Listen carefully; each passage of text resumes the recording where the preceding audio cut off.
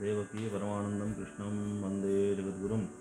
श्रीमद्भगवद्गीता आणि या ठिकाणी चाललेला असणारा तिसरा श्लोक, ज्याचा असणारा विशेष व्याख्या कालच्या पाठामध्ये आपण पाहिली आणि पुन्हा आजच्या पाठामध्ये त्याचा असणारा विशेष अर्थ.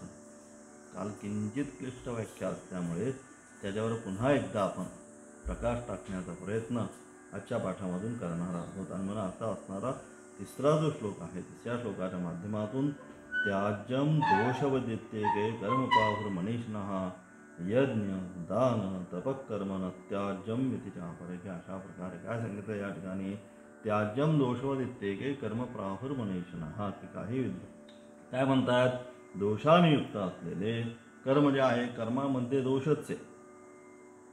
कर्म आणि कर्म करत कितीही कर्म केले तरी काहीतरी कारणास्तव त्यामध्ये काय, कुठल्याही प्रकारचा दोष, न्यून, अतिरिक्तता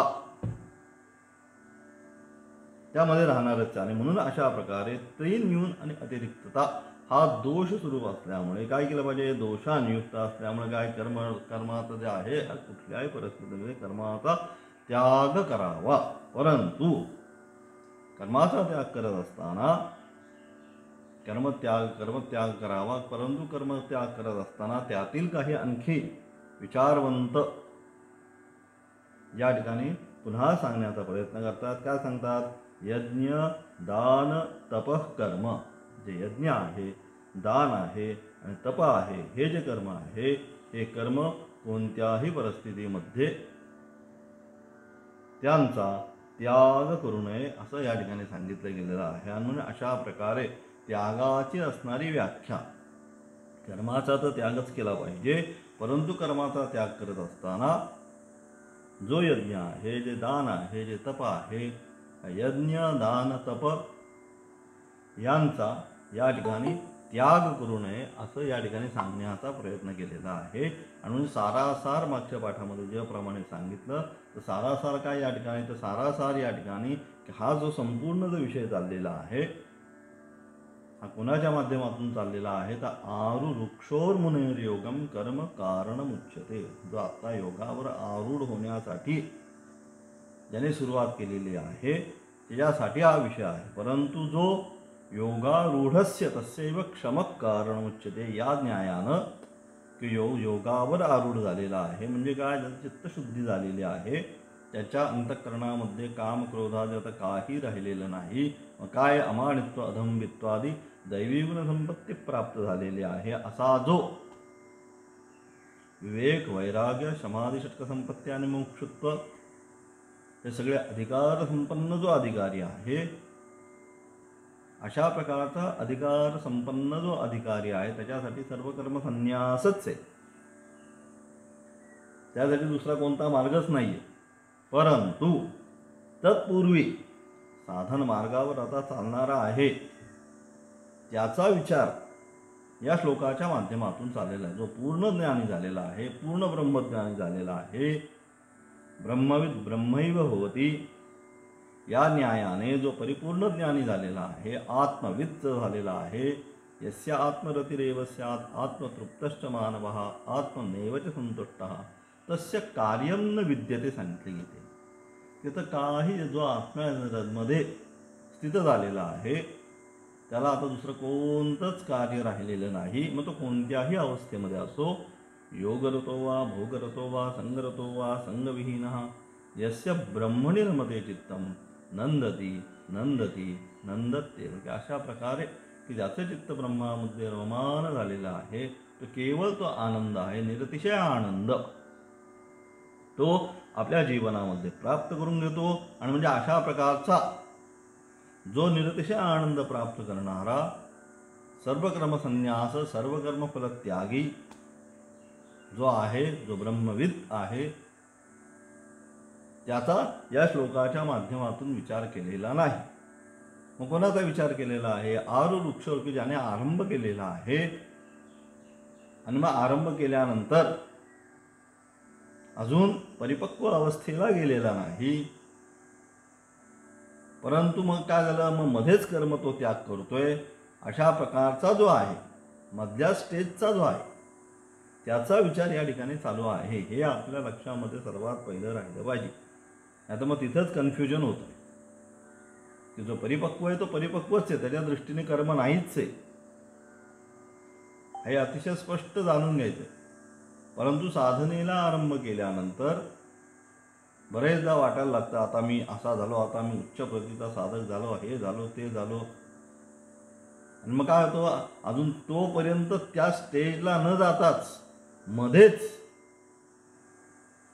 काय जे सोडून देणे ते मध्येच सोडू नये, त्याकरिता म्हणून या ठिकाणी सांगितलं यज्ञ दान तप कर्म जोपर्यंत चित्ताची परिपूर्ण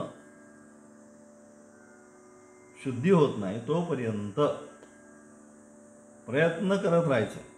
आणि म्हणून त्यांच्याकरिता म्हणून ह्या ठिकाणी विषय झालेला आहे. आणि म्हणून या ठिकाणी सांगतात काय ज्ञान त्या ठिकाणी आपण काल पाहिलं, पुन्हा थोडक्यात सांगण्याचा प्रयत्न करतो. ज्ञानयोगीने सांख्यानाम या भगवंताच्या वचनाचा विचार केला असता कर्माधिकारापासून जे परावृत्त झालेले आहेत त्यांच्या संबंधाने या श्लोकामध्ये विचार केलेला नाही. अशा प्रकारचे अनेक सांख्यानाम हा जो श्लोक सांगितला त्या श्लोकाच्या माध्यमातून भगवंतांच्या वचनाचा विचार की कर्माधिकारापासून जे परावृत्त झालेले आहे, जे वास्तविक सर्व कर्म परमहंस परिव्राजकाचार्य सर्व कर्म संन्यास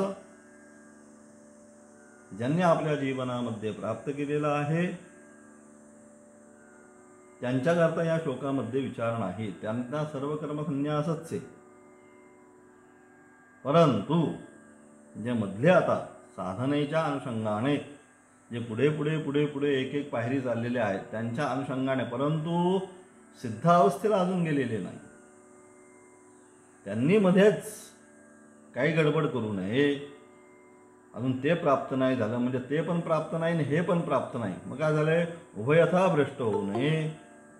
आणि म्हणून त्याकरिता म्हणून या ठिकाणी त्यांच्याकरिता हा श्लोक या ठिकाणी घेतलेला आहे. अशा प्रकारे जे आहेत आपल्या साधन मार्गावर चाललेले आहेत परंतु साध्यापर्यंत अजून पोहोचलेले नाहीत, त्यांनी मध्येच कर्माचा त्याग करू नये असा या श्लोकाचा सारासार अर्थ या ठिकाणी सांगायचा त्यांनी प्रयत्न केलेला आहे. आणि म्हणून त्याच्यावर पुन्हा शंका घेत आहेत, काय म्हणतात, आहो कर्मयोगेन योगिनाम या वचनामध्ये कर्म करणाऱ्या अधिकाऱ्याची निष्ठा पूर्वी सांगितली असूनही त्या कर्माधिकाऱ्याचा ज्याप्रमाणे या सर्व शास्त्र उपसंहार प्रकरणामध्ये विचार केलेला आहे त्याप्रमाणे ज्ञाननिष्ठ सांख्याचाही या ठिकाणी विचार केलेला आहे असे म्हणण्यास काय हरकत, की अशा प्रकारे त्या ठिकाणी दोन सांगितले. लोकेस्मिन द्विविधा निष्ठा पुरा प्रोक्ता मयानघ ज्ञानयोगेन सांख्यानाम कर्मयोगेन योगी. एक कर्मनिष्ठा सांगितली, एक ज्ञाननिष्ठा सांगितली. मग कर्मयोगेन योगीनाम या वचनाने कर्म करणाऱ्या अधिकाऱ्याची निष्ठा पूर्वी सांगितली असूनही कर्म करणारा जो अधिकारी त्याला कर्मच करणार म्हणून त्याची असणारी निष्ठा कर्मामधली पूर्वी सांगितली असतानाही असूनही त्या कर्माधिकाऱ्यांना ज्याप्रमाणे या सर्व शास्त्र उपसंहार प्रकार अशा प्रकारे त्याच कर्माधिकाऱ्यांचा या म्हणजे कुठे या 18व्या अध्यायामध्ये सर्व शास्त्र उपसंहार सर्व शास्त्राचा या ठिकाणी आता पहिल्यांदाच सांगितलं उपसंहाराचा असणारा श्लोक किंवा उपसंहाराचा असणारा हा अध्याय आहे. म्हणून ह्या अध्यायामध्ये त्या कर्मनिष्ठाचा ज्याप्रमाणे विचार केला गेलेला आहे त्याचप्रमाणे त्या सर्व शास्त्र उपसंहार प्रकरणामध्ये विचार केला गेलेला आहे. त्याचप्रमाणे ज्ञाननिष्ठ सांख्याचाही या ठिकाणी विचार केला गेलेला आहे असे म्हणण्यास काय हरकत आहे. म्हणजे जसा त्याचा विचार केलेला आहे त्याप्रमाणे जो ज्ञाननिष्ठ संन्यासी आहे त्याचा सुद्धा या अध्यायामध्ये सर्व प्रकरण उपसंहारामध्ये त्याचा सुद्धा विचार केलेला आहे. म्हणजे निष्ठ कर्मनिष्ठाचाच जो विचार केलेला आहे हे तुम्ही म्हणता हे योग्य नाही. त्या अनुषंगाने या ठिकाणी ज्ञाननिष्ठ जो संन्यासी आहे त्याचा सुद्धा या ठिकाणी विचार केलेला आहे असं पूर्वपक्षी म्हणतो. त्याच्यावर सारासार उत्तर देण्याचा प्रयत्न करतात. कारण का लोकेस्मिन द्विविधा निष्ठा या वचनांमध्ये जर ज्ञाननिष्ठा आणि कर्मनिष्ठ या दोनोचाही निर्देश केलेला आहे तर या ठिकाणी फक्त कर्मनिष्ठाचाच विचार केला आहे असे मानण्यास प्रमाण काय. अशा प्रकारे लोकेस्मिन द्विविधा निष्ठा पुरा प्रोक्ता मयानघ ज्ञानयोगेन सांख्यानाम कर्मयोगेन योगिनाम हा जो श्लोक आहे या श्लोकाच्या द्वारे या वचनांमध्ये तर ज्ञाननिष्ठा आणि कर्मनिष्ठ या दोघांचाही निर्देश केला. ज्ञाननिष्ठा आणि कर्मनिष्ठा या दोघांचाही काय केलं त्या ठिकाणी निर्देश केलेला आहे. तर या ठिकाणी फक्त मग अशा प्रकारे त्या दोघांचा त्या ठिकाणी निर्देश केलेला असल्यामुळे पुन्हा त्यातला फक्त कर्मनिष्ठच या ठिकाणी घ्यायचा, ज्ञाननिष्ठ घ्यायचा नाही. याचं काय कारण, त्याला काय प्रमाण आहे का, असं पूर्वपक्षी विचारतोय. म्हणजेच या वचनामध्ये ज्ञाननिष्ठ व कर्मनिष्ठ दोघांचाही निर्देश केलेला आहे. तर या ठिकाणी फक्त कर्मनिष्ठाचाच विचार केलेला आहे असे मानण्यास प्रमाण काय, कशावरनं तुम्ही म्हणायचं की हा जो श्लोक आहे कर्मनिष्ठासाठीच आहे. यद्यपि कर्मनिष्ठासाठी असला तरी यज्ञ दान तपः कर्म न त्याज हा ज्ञाननिष्ठासाठी सुद्धा म्हटला गेलेला असेल. जरी ज्ञाननिष्ठ तू झाला तरी तू तुझ्या जीवनामध्ये यज्ञ दान तप याचं काय त्याग करू नको, हे जे आहे हे ज्ञाननिष्ठासाठी सांगितलं. म्हणजे अशा प्रकारे या ठिकाणी हा श्लोक कर्म आणि ज्ञान या दोघांसाठी सांगितला. काही विद्वान दोषाने युक्त असलेले कर्म टाकावे, कर्माचा त्याग करावा म्हणून कर्मनिष्ठता सांगितली. आणि दुसऱ्या वाक्यातून काही पंडित यज्ञ दान तपकर्म यांचा त्याग करू नये हे ज्ञाननिष्ठांसाठी सांगितलं. असा अर्थ घेऊ शकतो का, किंवा असा अर्थ का घेऊ शकत नाही, अत्यंत क्लिष्ट विचारे हा या ठिकाणी. आणि म्हणून अशा प्रकारे जो पूर्वपक्षी या ठिकाणी आक्षेप घेतो की हा जो श्लोक आहे हा दोघांच्या अनुषंगाने घेतलेला आहे. म्हणजे ज्ञाननिष्ठांसाठी सुद्धा सांगितलेला आहे त्याज्यम दोषवदित्तेके, आणि ज्ञाननिष्ठांसाठी सांगितला त्या यज्ञदान तपकर्म दुसरी लाईन, आणि कर्मनिष्ठांसाठी त्याज्यम दोषवदित्तेके ही पहिली लाईन सांगितली. असा सारासार या श्लोकाचा आपण अर्थ घेऊ शकतो असा पूर्वपक्ष या ठिकाणी सांगण्याचा प्रयत्न करतोय. त्याच्यावर सिद्धांती म्हणजे आपला जो आचार्यांचा जो पक्ष आहे शास्त्र त्याच्यावर काय म्हणतं सारासार त्याचा उत्तर या ठिकाणी आता देतात. उत्तर आपलं जे म्हणणं आहे कर्मनिष्ठा आणि ज्ञाननिष्ठ दोन्ही या श्लोकातून सांगितले तसं योग्य नाही. ते तुमचं जे म्हणणं आहे ते आम्ही मान्य करू शकत नाही. कारण का हे म्हणणे बरोबर नाही. कारण मोहामुळे अथवा दुःखामुळे ज्ञाननिष्ठांच्या हातून कर्माचा त्याग संभवणे नाही. जो ज्ञाननिष्ठ आहे त्याचा जो कर्मत्याग आहे तर कर्मत्याग कशामुळे, मोहामुळे अथवा दुःखामुळे. मोहामुळे कर्माचा त्याग केला अथवा दुःखामुळे ज्ञानाने कर्माचा त्याग केला असं होऊ शकत नाही. अलग लक्षात. त्यांचा जो कर्माचा त्याग झालेला आहे तो अत्यंत विचारपूर्वक चित्तशुद्धीपूर्वक अमानित्वादी गुण प्राप्त करूनच झालेला आहे. म्हणजे जी काय साधनेची प्रक्रिया आहे त्या साधनेच्या प्रक्रियेमध्ये परिपूर्ण ते बसलेले आहेत. आणि त्यानंतरच प्रजहाती यदा कामान सर्वान पार्थ मनोगतान आदिन्यायेन स्थितप्रज्ञस्य का भाषा समाधिस्तस्य केशव या न्यायानं त्यांनी कर्माचा त्याग केलेला आहे. म्हणून त्यांचा जो कर्माचा त्याग आहे हा त्यांचा कर्माचा त्याग मोहामुळे अथवा दुःखामुळे आम्ही कर्मत्याग करून संन्यास घेतो असं ते म्हणत नाही. त्याच्यासाठी असणारी योग्यता अधिकारित्व त्यांच्यामध्ये प्राप्त झालं आणि त्यानंतरच त्यांनी त्या कर्माचा त्याग केलेला आहे असं समजायचं नक्की. आणि म्हणून त्यांचा इथं विषय घ्यायचा नाही. आणि म्हणून हे म्हणणे बरोबर नाही. कारण मोहामुळे अथवा दुःखामुळे ज्ञाननिष्ठांच्या हातून कर्माचा त्याग संभवणे नाही. कारण शरीर क्लेश रूप दुःख आत्म्याला होत असते असे सांख्य म्हणजे ज्ञाननिष्ठ समजतच नाही. कारण त्यांनी सांगितलं त्यांच्या डोक्यामध्ये परिपूर्ण विषय बसलेला आहे. कोणता 13व्या अध्यायातला इदम शरीरम कौन्तेय क्षेत्र इत्यभिधीयते एतद्यो वेत्ति तं प्राहुः क्षेत्रज्ञ इति तद्विदः. याला क्षेत्र असं म्हटलं जातं आणि याला जो जाणणारा आहे याला क्षेत्रज्ञ म्हणलं जातं. क्षेत्रज्ञं चापि मां विद्धि सर्व क्षेत्रेषु भारत. सर्व क्षेत्रामध्ये असणारा जो क्षेत्रज्ञ आहे हा मीच आहे. हा जो अर्थ सांगितलेला आहे म्हणजेच शरीरामध्ये होणाऱ्या सुखदुःखाचा आणि क्षेत्रज्ञाचा काडी मात्र संबंध नाही. याचं परिपूर्ण ज्ञान जो ज्ञाननिष्ठ आहे त्या ज्ञाननिष्ठ असणाऱ्या ब्रह्मविद जो आहे त्याला झालेलं आहे. त्यामुळे दुःख अथवा मोहामुळे त्याने ते कर्माचा परित्याग केला असा होऊ शकत नाही. ते सांगण्याचा प्रयत्न करा. कारण शरीर क्लेश रूप दुःख आत्म्याला होत असते असे सांख्य म्हणजे ज्ञाननिष्ठ समजतच नाही. त्यानंतर इच्छादी द्वेष सुख दुःख इच्छा द्वेष सुख दुःखम त्या ठिकाणी सांगितलं एतत् क्षेत्रम समासेन. हे काय सांगितलं, हे सगळेच्या सगळे क्षेत्रधर्म म्हणजे शरीर धर्म आहेत असे सिद्ध केलेले आहे. त्या तेच सांगितलं. इच्छा, द्वेष, सुख, दुःख हे काय झाले? हे सगळे क्षेत्राचे धर्म.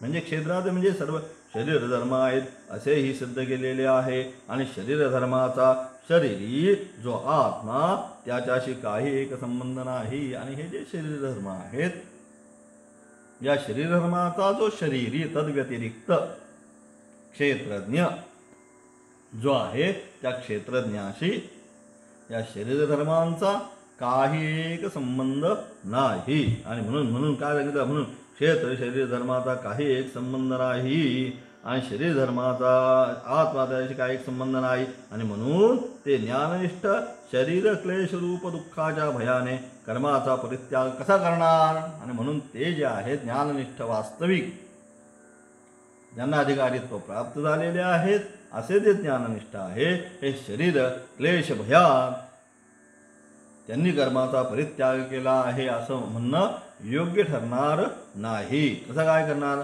परंतु मोहामुळे ते कर्माचा त्याग करीत असतील असे म्हणावं, ठीक आहे. मग ते असं नाही, मग मोहामुळे त्यांनी कर्माचा परित्याग केला असं म्हणावं तर तेही जुळत नाही. कारण मोहामुळे सुद्धा कर्माचा त्यांनी परित्याग केला ते सुद्धा या ठिकाणी जुळत नाही. कारण त्या आत्म्याच्या ठिकाणी कर्मांचा संबंध आहे असे समजतच नाही. आत्मा निर्विकार, कुठल्याही प्रकारच्या कुणाशी कुठल्याही प्रकारचा संग निस्संग हा अहम निर्विकल्पो निराकार रूपो विभुर्व्याप्य सर्वत्र सर्वेंद्रियाणि नचा संगतम नैव मुक्तिर्न नैयः चिदानंद रूप शिवोहम शिव. हे वास्तविक त्याचं तत्व त्यांनी जाणल्यामुळे कारण आत्म्याच्या ठिकाणी मग कर्माचा काही संबंध आहे हे सुद्धा ते काय मानायला तयार नाही असे सुद्धा ते समजत नाहीत. आणि तसे जर ते समजत असते तर त्यांनी कर्मत्याग केला असता. आणि तसं त्यांनी समजलं असतं तर त्यांनी निश्चितपणे कर्मत्याग केला असता. कर्म हे शरीर इंद्रिय रूप गुणांचे आहे. कर्म काय? शरीर आणि इंद्रिय रूप जे गुण आहेत अथवा शरीर आणि इंद्रियांच्या द्वारे होणारी प्रक्रिया जी आहे ती कर्म गुणांचे आहे. मी आत्मा काही करत नाही असे समजून ते कर्मसन्यास करीतात. परंतु कर्म शरीराच्या द्वारे होतात, परंतु मी कोण आहे? मी आत्मा, मी काही करत नाही असे समजून ते काय करतात? ते कर्मसन्यास करीतात. सर्व कर्मांचा मनाने संन्यास करून इत्यादी वाक्यांनी तत्ववेत्याच्या संन्यासाचा प्रकार सांगितला. म्हणजे अशा प्रकारे ते काय जे आहे ते सर्व कर्मांचा जी सर्व कर्म जे आहे त्या कर्मांचा काय करतात? मनाशी संन्यास्य मनाने संन्यास करून काय त्या तत्ववेत्यांचा संन्यास प्रकार सांगितलेला आहे. अशा प्रकारे कुठल्याही सगळ्याचाच मनापासून त्याग करून कुठल्याही कर्माशी ते जाऊन त्यांना मिळत नाहीत. आणि म्हणून काय? म्हणून जे ज्ञाननिष्ठा आणि म्हणून अशा प्रकारे ते काय कर्माचा आणि माझा कुठल्याही प्रकारचा संबंध नसल्यामुळे मोह अथवा दुःखामुळे शरीर दुःखामुळे मी कर्मत्याग करत आहे हे जे तुम्ही म्हणताय हे त्यांच्या याच्यासाठी लागू पडत नाही. कोण? जे ज्ञाननिष्ठ आहेत, जे ब्रह्मनिष्ठ आहेत, त्यांनी जाणलंय की काय हा आत्मा आता भिन्नच आहे, आत्म्याचा त्याचा कुठल्याही प्रकारचा संबंध नाही हे त्यांनी परिपूर्ण जाणलेलं आहे. आणि म्हणून त्यांनी या ठिकाणी वास्तविक ज्ञानपूर्वक संन्यास आहे. त्यांचा जो संन्यास आहे तो काय? तो विचारपूर्वक संन्यास आहे. काय क्लेश भयात संन्यास त्यांचा नाही हे आपण जाणून घेतलं पाहिजे. अतिशय हा जो विषय चाललेला आहे अतिशय गीताशास्त्रामध्ये असणारा अतिशय सूक्ष्म विचार चालला आहे. अत्यंत सारभूत अत्यंत सूक्ष्म विचार आहे हा. आणि म्हणून काय? जे ज्ञाननिष्ठाहून निराळे कर्माचे अधिकारी असलेले, म्हणून त्या आता ज्ञाननिष्ठाचा तर विषय संपला, त्यांचा या ठिकाणी विचार केला गेलेला नाही. मग कोणाचा विचार केलेला गेला आहे ते आता या ठिकाणी सांगण्याचा प्रयत्न करतात. काय म्हणतात? म्हणून जे ज्ञाननिष्ठाहून निराळे कर्माचे अधिकारी असलेले अनात्मज्ञ आत्म्याला न जाणणारे त्याहून जे निराळे आहे अनात्मज्ञ आहेत काय आत्म्याला, परंतु त्यांनी अजून आत्म्याला जाणलं नाही. आत्म्याचं स्वरूप त्यांना अजून कळलं नाही. सच्चिदानंद स्वरूप हा ते अजून काय त्या आत्म्याचा देहाशी संबंध मानून कार्य करतायत. अशा असणारे ते जे आहेत आत्म्याला न जाणणारे व मोह आणि शरीर क्लेशाची भीती यांच्यामुळे ज्यांचा त्याग संभवतो तेच तामस व राजसिक त्याग आहे. आणि म्हणून अशा प्रकारे मग काय होतात ते मोह आणि शरीर क्लेशाच्या भीतीने काय करता येते काय यांच्यामुळे ज्यांचा त्याग संभवतो आणि म्हणून त्यामुळे ते काय करतायत त्या कर्माचा परित्याग करत आहेत. मोहामुळे शरीराला क्लेश होत आहेत. कशाला आपलं काय करायचं सकाळी मग काल आपण सांगितल्याप्रमाणे सकाळी एवढ्या लवकर उठायचं, स्नान संध्या पूजा सगळे अध्ययन अध्यापन सगळं करत बसलं, काय करायचंय निवांत आपलं झोपून राहू असं जर म्हटलं तर तसं नाही होणार. आणि म्हणून अशा प्रकारे शरीराला मोह आणि शरीर क्लेशाची भीती यांच्यामुळे त्यांचा त्याग संभवतो. ते तामस आणि राजसिक त्यागी आहेत. म्हणजे अशा प्रकारे सात्विक नाही ते कोणते तामसिक आणि राजसिक दर्जाचे जे आहेत ते तामसिक आणि राजसिक दर्जाचे त्यागी आहेत असे म्हणून त्यांची निंदा केलेली आहे. आणि म्हणून या ठिकाणी त्यांची निंदा केली त्या श्लोकाच्या माध्यमातून त्यांची निंदा केलेली आहे. व ती निंदा कर्मनिष्ठ असलेले जे अनात्मज्ञ त्यांच्या कर्मफल त्यागाची प्रशंसा करण्याकरता केलेली आहे. परंतु ती यद्यपि त्यांची निंदा आहे कोणाची जे राजसिक आणि तामसिक त्यांनी काय झालं काय क्लेश भयात त्या कर्माचा त्याग केलेला आहे. असे राजसिक आणि तामसिक आहे त्यांची काय त्यांची निंदा केलेली. परंतु जे ती निंदा कर्मनिष्ठ असते. परंतु ती जी निंदा आहे जे कर्मनिष्ठ आहेत असे कर्मनिष्ठ असलेले अनात्मज्ञ अजून त्यांना आत्म्याचं ज्ञान प्राप्त झालेले नाही ते जे अनात्मज्ञ आहे त्यांच्या कर्मफल त्यागाची प्रशंसा करण्याकरता केलेली आहे. परंतु यांची जरी निंदा केली तर ते कर्मनिष्ठ आहे आणि कर्मनिष्ठ असताना सर्व कर्म करत असताना त्या कर्माच्या असणाऱ्या फलाचा त्याग जो आहे त्या फलत्यागाची प्रशंसा या ठिकाणी त्यांनी केलेली आहे. काय म्हणतात परमार्थ संन्यासाची गीतेत प्रशंसाच केलेली असल्यामुळे ते निंदेचा विषय होऊ शकत नाही असे सांगतात. परमार्थ संन्यासी वास्तविक संन्यासी वास्तविक म्हणजे आत्म्याचं स्वस्वरूप जाणून ज्याने संन्यास ग्रहण केलेला आहे तो पारमार्थिक संन्यास. तो जो संन्यासी आहे तो परमार्थ संन्यासाची गीतेत प्रशंसाच केलेली आहे. त्याची गीतेमध्ये प्रशंसाच केलेली आहे. त्याची निंदा वगैरे गीतेमध्ये कुठेही केलेली नाही. प्रशंसाच केलेली असल्यामुळे त्याचा निंदेचा विषय होऊ शकत नाही असे सांगतात. सर्व आरंभाचा कर्माचा परित्याग करणारा काहीच करणार नाही सर्व संकल्प संन्यासी सांगितले. त्यानंतर मौनी जे काही प्राप्त होईल त्यामध्ये संतुष्ट राहणारा येन केनचित संतुष्ट सततम योगी जे काही प्राप्त होईल त्याच्यामध्ये संतुष्ट राहणारा. त्यानंतर ज्याचे एक नियत निवासस्थान आहे जो एका ठिकाणी शांत अनिकेत स्थिरमती अशा प्रकारचा जो आहे ज्याचे परमात्म्याविषयी बुद्धी स्थिर झालेली आहे परमात्म्याच्या विषयी दुसरं काही नाही अशा प्रकारे ज्याची बुद्धी स्थिर झालेली आहे असे भगवत भक्ताच्या लक्षणात व गुणातीताच्या लक्षणात परमार्थ संन्यासाचे विशिष्टत्व सांगितले. सगळं जो परमार्थ संन्यासी आहे या परमार्थ संन्यासाची ही सगळी लक्षणं आहेत या ठिकाणी सांगितली. सिद्धप्रज्ञाचे किंवा 12व्या अध्याय अनिकेत स्थिरमती वगैरे काय जे सांगितले भक्तांची लक्षणं ती संन्यासाचीच लक्षणं आहेत वास्तविक.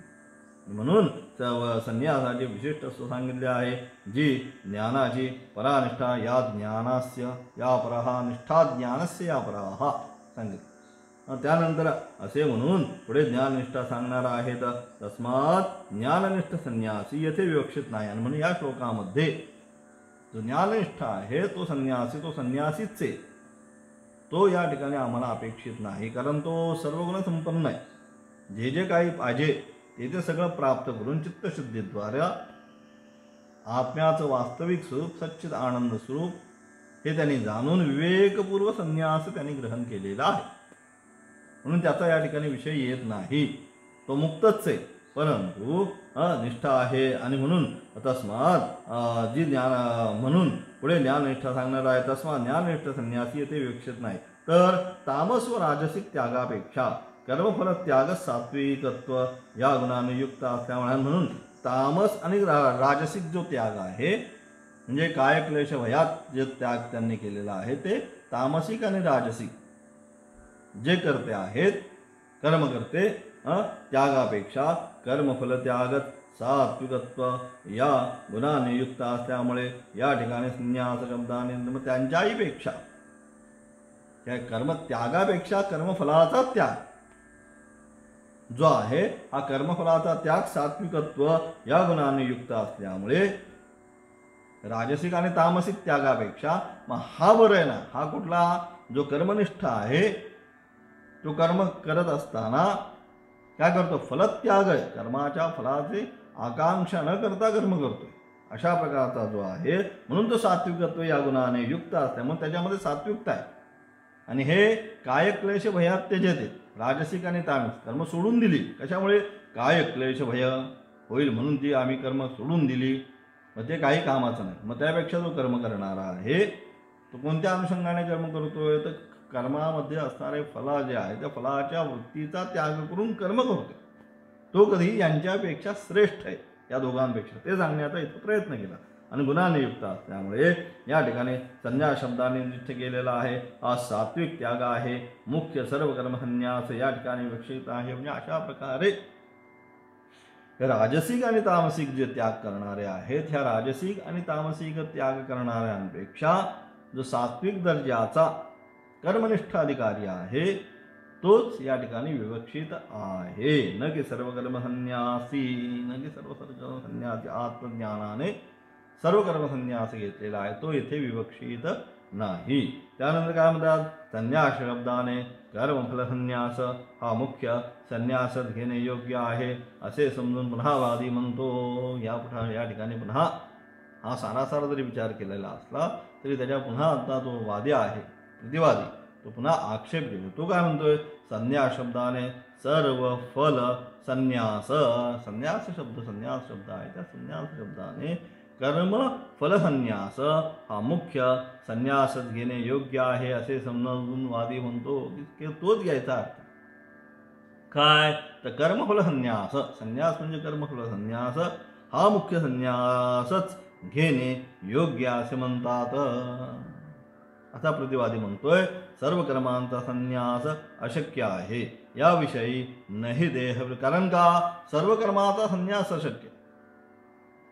मग काय, त्यास कर्मफल संन्यास ठीक आहे, अलग अलग कर्माचा सर्व कर्म जे आहेत त्या कर्माचा संन्यास करणं अत्यंत क्लिष्ट आहे, होऊ शकत नाही. मग काय केलं पाहिजे, कर्मफल संन्यास केला पाहिजे. त्याच्याची फळाची जी अपेक्षा आहे, कर्म सोडू शकत नाही तुम्ही, मग कर्मामधल्या जी फळाची अपेक्षा आहे ती कर्माच्या फळाचा अपेक्षा सोडून देणं म्हणजे संन्यास. आणि हेच पुढे सांगितलं तर असा हा पूर्वपक्षाचा विचार चाललेला आहे. आता पुन्हा सूक्ष्म झाला तो विषय आणखी. आणि म्हणून सर्व कर्माचा संन्यास, जे सर्व कर्म संन्यास, सर्व कर्म संन्यास तुम्ही म्हणताय, हा सर्व कर्म संन्यास घेणं अत्यंत अशक्य आहे.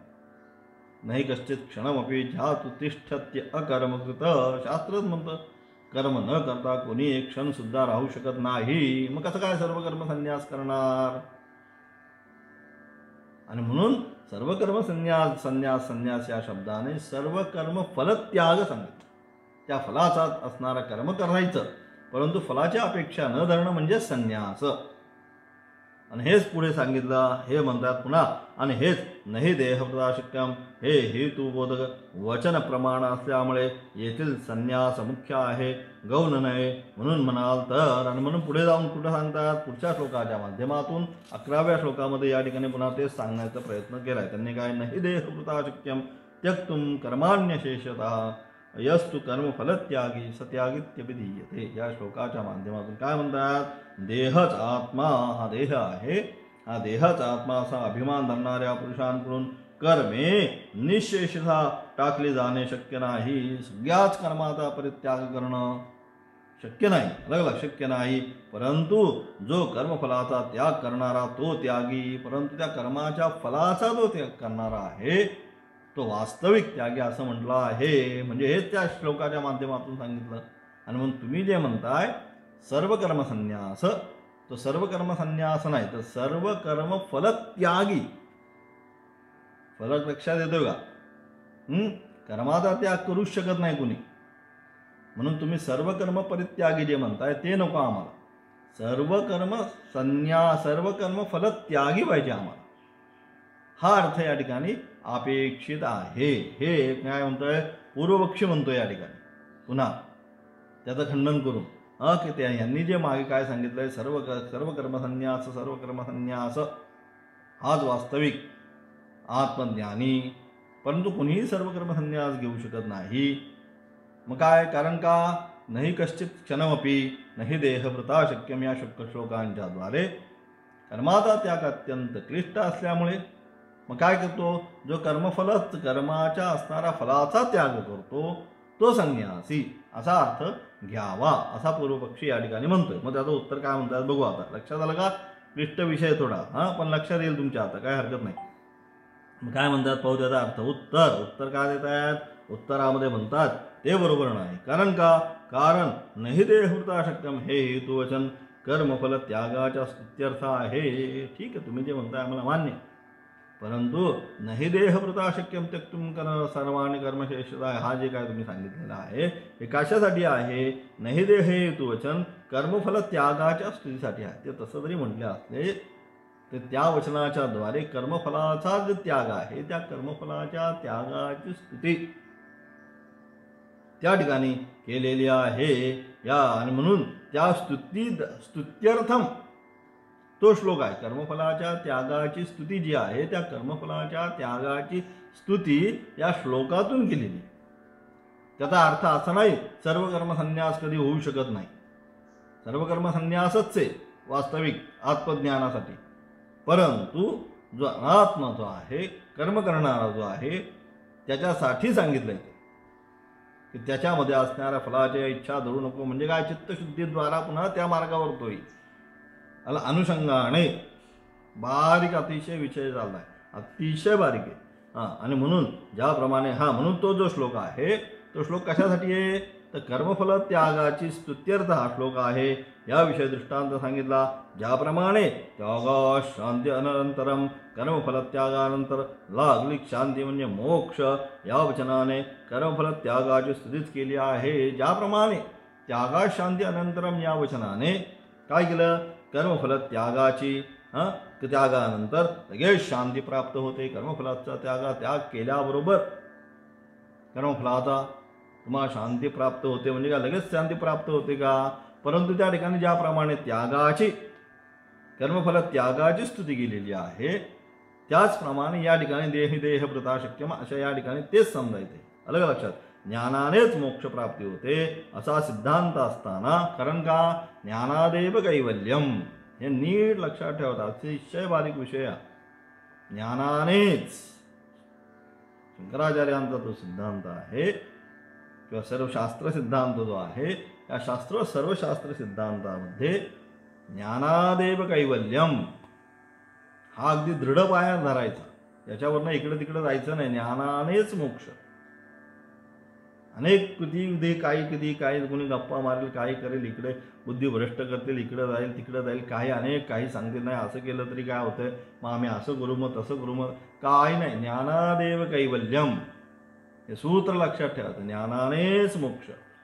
ज्ञानानेच तेच या ठिकाणी सांगितलं. काय? ज्ञानानेच मोक्षप्राप्ती होते असा सिद्धांत असताना कर्मफल त्यागाने मोक्षप्राप्ती असे जे सांगितले आहे ते केवळ कर्मफल त्यागाच्या प्रशंसेकरता आहे. त्या ठिकाणी जे कर्मफल त्यागाने काय होते तो मोक्ष प्राप्त होतो हे जे या ठिकाणी सांगितलेलं आहे ते कर्मफल त्यागाचे स्तुत्यर्थ त्याची स्तुती करण्यासाठी सांगितलं. कर्मफलाचा त्याग कर म्हणजे तुला मोक्षाची प्राप्ती होते. म्हणजे कर्मफलाच्या त्यागाने अनुषंगाने चित्तशुद्धी आणि चित्तशुद्धीद्वारा पुन्हा मोक्षाची प्रक्रिया पुढे त्या ठिकाणी ज्ञानप्राप्ती आणि ज्ञानप्राप्तीद्वारा पुन्हा कैवल्य प्राप्ती हा पुढचा विषय झाला. परंतु त्या ठिकाणी काय? कर्मफल त्यागाचे स्तुत्यर्थ ते विधान केलेलं आहे. पण वास्तविक काय? वास्तविक ज्ञानादेव कैवल्य. ज्ञानानेच मोक्ष आहे. त्याला दुसरं नान्य पंथा विद्यते अनाय. दुसरा कुठलाही मार्ग या ठिकाणी शास्त्रामध्ये सांगितलेला नाही. आणि म्हणून तर त्या ठिकाणी माऊली सुद्धा काय म्हणतात? जय जय सुसंवेद्या आत्मरूप विश्व स्वधर्म सूर्य पाहो. त्या ठिकाणी हा संपूर्ण जो विश्व आहे स्वधर्मरूपी सूर्य पाहो. म्हणजेच काय? प्रत्येकाला आत्मज्ञान प्राप्त. जोपर्यंत आत्मज्ञानाची प्राप्ती नाही तोपर्यंत जन्म आणि मरणाचं जे चक्र मागे लागलेलं आहे त्यातून तुम्हाला मोक्ष नाही. म्हणून त्याकरिता आत्मज्ञान प्राप्त करणं हे वास्तविक काय जीवनाची इति कर्तव्यता. कशासाठी हे सगळा हा अट्टाहास, जोपर्यंत आत्मज्ञान नाही तोपर्यंत जन्ममरणाचं चक्र सुटणार नाही. आणि म्हणून जन्ममरणाचे चक्र सुटायचं असेल तर आत्मज्ञानाची प्राप्ती. ज्ञानादेव कैवल्यम हाच सिद्धांत, दुसरा कुठलाही सिद्धांत नाही. आणि मग बाकीचे जे काय सांगितलं कर्मफल प्राप्ती वगैरे त्याच्या स्तुत्यर्थम. आणि कारण मोक्ष प्राप्त करिता भगवानांनी अर्जुनाला जे अनेक परीक्षा दर्शवलेल्या आहे त्याचे अनुष्ठान करण्यास अर्जुन. आणि म्हणून अशा प्रकारे भगवंतांनी काय गेल्या 17 अध्यायाच्या माध्यमातून काय केलं, कारण मोक्ष प्राप्तीकरिता भगवंतांनी अर्जुनाला अनेक पक्ष दर्शवले, अनेक सगळ्या भक्तीने मागते सांगितलं, कर्म सांगितलं, ज्ञान सांगितलं, राजविद्या राजगुह्य सांगितलं, अशा प्रकारे सांख्य सांगितलं, अनेक प्रकारचे मार्ग या ठिकाणी 17 अध्यायाच्या माध्यमातून सांगितले. भगवंतांनी कोणाला अर्जुनाला तेच सांगिततात, कारण मोक्ष प्राप्तीकरिता भगवंतांनी अर्जुनाला अनेक पक्ष दर्शवले आहेत. त्याचे अनुष्ठान करण्यास अर्जुन असमर्थ असल्यामुळे, परंतु त्या सगळ्याचं अनुष्ठान करण्यासाठी अर्जुन अजून काय असमर्थच आहे. आणि म्हणून अशा प्रकारे अर्जुन असमर्थ असल्यामुळे ही ज्यास तू असमर्थ असशील तर निदान सर्व कर्माच्या फलाचा त्याग तरी कर असे शेवटी सांगतात 12व्या श्लोकामध्ये, 12व्या अध्यायामध्ये 12व्या की सगळं जर तू करण्यासाठी काय तुला जर इच्छा नसेल किंवा होत नसेल तर काय कर, कमीत कमी सर्व कर्म परित्यागी, सर्व कर्माचा जो असणारा जे फल आहे त्या फलाचा तरी त्याग कर, सर्व कर्मांच्या फलाचा तरी त्याग कर असे शेवटी 12व्या अध्यायामध्ये भगवंत सांगतात. सर्व कर्माचा मनाने त्याग करून स्वतः काही न करिता, दुसऱ्याकडून काही न करविता शरीर रूप नगरामध्ये राहतो, अशा या पक्षाचा अपवाद म्हणजे निषेध कोणालाही दाखवता येणे शक्य नाही. अलग लक्षात, सर्व कर्मांचा त्यागच सांग आणि त्याच्यामध्ये कोणालाही याचं काय निषेध किंवा अपवाद याला कोणालाही दाखवू शकत नाही. अशा पक्षाचा अपवाद अथवा निषेध कोणालाही दाखवता येणे शक्य नाही. आणि म्हणून कर्मामध्ये अधिकृत असलेल्या म्हणजे कर्माधिकारी कर्मठांसाठी संन्यास व त्याग यांचा विकल्प आहे. आणि म्हणजे अशा प्रकारे जे कर्मामध्ये अधिकारी आहेत अशा कर्मामध्ये अधिकारी असणाऱ्या कर्मठांसाठी संन्यास आणि त्याग यांचा विकल्प आहे. म्हणजे त्यांनी काय केलं पाहिजे, तर संन्यास तरी ग्रहण केला पाहिजे अथवा कर्मफलाचा त्याग तरी त्यांनी केला पाहिजे, हे त्यांच्यासाठी. परंतु म्हणजे खालच्या सेकंड आणि थर्ड स्टेजला आहे. परंतु फर्स्ट स्टेजचा जो आहे तो काय, परंतु परमार्थदर्शी सांख्य त्याचा सर्व कर्मसन्यास रूप ज्ञाननिष्ठेतच अधिकार आहे. फर्स्ट स्टेजचा जो आहे त्यासाठी तेच आहे. सेकंड आणि थर्ड स्टेजसाठी हा सांगितला काय, संन्यास आणि त्याग सेकंडमध्ये आणि थर्डमध्ये. पहिल्याला परमार्थ साधर्शी सांख्य त्याचा सर्व कर्मसन्यास रूप ज्ञाननिष्ठेतच अधिकार आहे. कर्मामध्ये त्याचा अधिकार नाही, त्याला कुठल्याही प्रकारचा कर्मामध्ये त्याचा अधिकार नाही. त्यामुळे ते अशा विकल्पांना पात्रच नाही. म्हणून जो सर्व कर्मसन्यासी जो आहे त्या ठिकाणी असणारा ज्ञानयोगिने सांख्याला तो याच्यामध्ये येतच नाही, त्याचा याच्याशी काही काडी मात्र संबंध नाही. म्हणजे काय, सेकंड आणि थर्ड स्टेजचे जे आहेत, जे आरंभलेले आहे अथवा जे आरंभ करून थोडे पुढे गेलेले आहेत त्यांच्यासाठी तो विषय आहे. त्यामुळे अशा विकल्पांना पात्रच नाही. वेदाविनाशनिमित्तम या श्लोकाच्या व्याख्यानात आणि 3ऱ्या अध्यायाच्या प्रारंभी आम्ही या मताचे उपपादन केल्यानं हे सगळं आम्ही मागे एकदा स्पष्ट केलेलं आहे. वेदाविनाशनम नित्यम येनेजम व्यवम अथवा कदम जबुरपातकम घातयति हंतिकम वगैरे त्या ठिकाणी अथवा 3ऱ्या अध्यायामध्ये सुद्धा हा विषय आम्ही स्पष्ट सांगितलेला आहे. जो ज्ञानी जो आहे तो ज्ञानीच आहे, सर्व कर्म संन्यासच आहे. परंतु दुसरे जे आहे ज्यांनी कर्माचा आरंभ केलेला आहे खालच्या भूमिकेमध्ये अजून परिपक्व अवस्थेमध्ये आलेले नाही असे जे आहे त्यांच्यासाठी संन्यास आणि त्याग सांगितलेला आहे. तत्र एतेषु विकल्पभेदेषु गौणसन्यास विषय असलेले विकल्पांचे प्रकार रूढ असताना अशा प्रकारे या ठिकाणी म्हणून सारासार विचार काय केला, सारासार विचार आत्मज्ञान प्राप्तीसाठी काय ज्यांचं चित्त शुद्ध झालेलं आहे, चित्त शुद्ध होऊन त्या मार्गाने स्टेप बाय स्टेप ते ज्या काय आहे त्या स्टेप बाय स्टेप जे गेलेलं आहे चित्तशुद्धीद्वारा विवेक वैराग्य समाधी शुद्ध संपत्ती आणि मोक्षत्व हे जे काय आहे या मार्गाने जाऊन चित्तशुद्धीद्वारा वास्तविक ज्यांना आत्म्याचं वास्तविक स्वरूपाचं ज्ञान प्राप्त करून घेतलेलं आहे, त्याचे काय अपरोक्ष अनुभूती ज्यांनी आपल्या जीवनामध्ये प्राप्त करून घेतली आहे ते स्थितप्रज्ञ आता ते ब्रह्मविद ते ब्रह्मच होतात. आणि दुसऱ्या आणि तिसऱ्या स्टेजला ज्या आहेत ज्यांनी आरंभ केलेला आहे तर त्या साधनेमध्ये परिपक्व होऊन पुढे पुढे गेलेले आहे त्यांच्यासाठी पुन्हा संन्यास आणि त्यानंतर पुन्हा त्यांच्यासाठी गौणवृत्तीने सर्व कर्म फलत्याग त्यांना सांगून त्यांना पुन्हा चित्तशुद्धीद्वारे पुढे घेऊन जायचे. म्हणून या ठिकाणी तिथे अशा प्रकारे विभाग केले गेलेले आहे. हा सारासार या तिसऱ्या श्लोकाचा अर्थ सर्व शास्त्राचा अर्थ या ठिकाणी तिसऱ्या श्लोकाच्या माध्यमातून सांगण्याचा त्यांनी प्रयत्न केला. चौथ्या श्लोकाचा असणारा अर्थ उद्याच्या पाठामध्ये पाहणार आहोत.